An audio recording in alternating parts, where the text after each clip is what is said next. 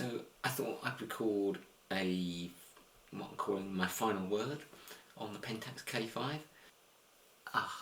It's not going to work, it's not plugged in. And this time with sound.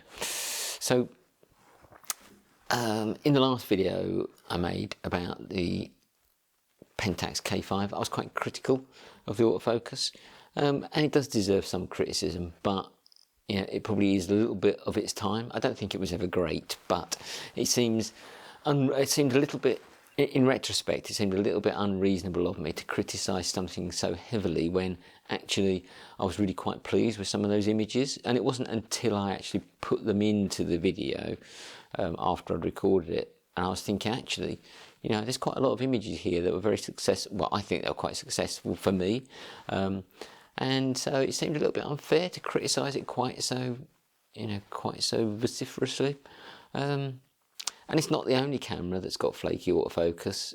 You know, Fuji X-T20 with the 15 to 45 zoom would miss focus when it said it had confirmed focus. You'd take the picture, you'd look at it later, and nothing's in focus. Stuff like that. So, you know, not often. It didn't happen often, but it did happen.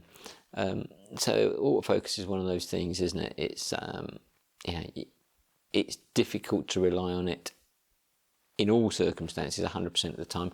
Most of the cameras I've got, like this Olympus E-M1 Mark II, are fabulous and it almost never misses. But you know, that's relatively new compared to some of the other cameras and kit I've used. So in retrospect, perhaps I was a little bit too severe in my criticism of the K5, and I still think it's a great tool.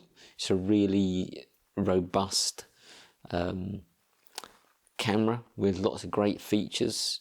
It's just typical, I guess, of what you'd expect of that time, you know, 2010, 2011, probably a bit ahead of its time, in fact, in terms of features.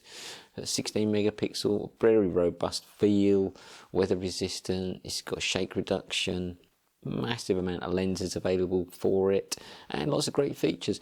And still features I've been learning, you know, even though I've had it a while now, I've been still learning stuff about, for example, in-camera processing of raw images. Some of the stuff I didn't particularly, I've been experimenting with it, didn't particularly like some of the stuff. The HDR looked wacky to me, but the monochrome stuff, yeah, it was really good. I was quite pleased with some of that. And you know, you can vary the effects of different filters and things. So yeah, the in-camera processing looked, yeah, it was interesting. And it's the camera that's got everything you need and probably nothing you don't need. It's one of those sort of cameras. So yeah, really good. I'm really pleased to have used it, and there's more than one reason this is my final word on the camera, and that's because I've sold it, so it's gone. I've got enough kit, but I wanted to try the Pentax thing, and I'm glad I did. I enjoyed using the K5, enjoyed learning about it and its capabilities.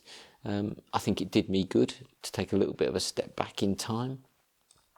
But the way I fund my camera stuff, my camera interest, is by selling stuff. So if I want to move on and try something different, then I need to sell some stuff, because I don't have lots of spare cash to spend on cameras and lenses and things. So it's a constant kind of cycle, if you like.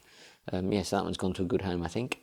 But I enjoyed it, and I would recommend it to to anybody, particularly somebody who's learning about photography and cameras and the kit and stuff like that. I think it'd be a really good learning camera.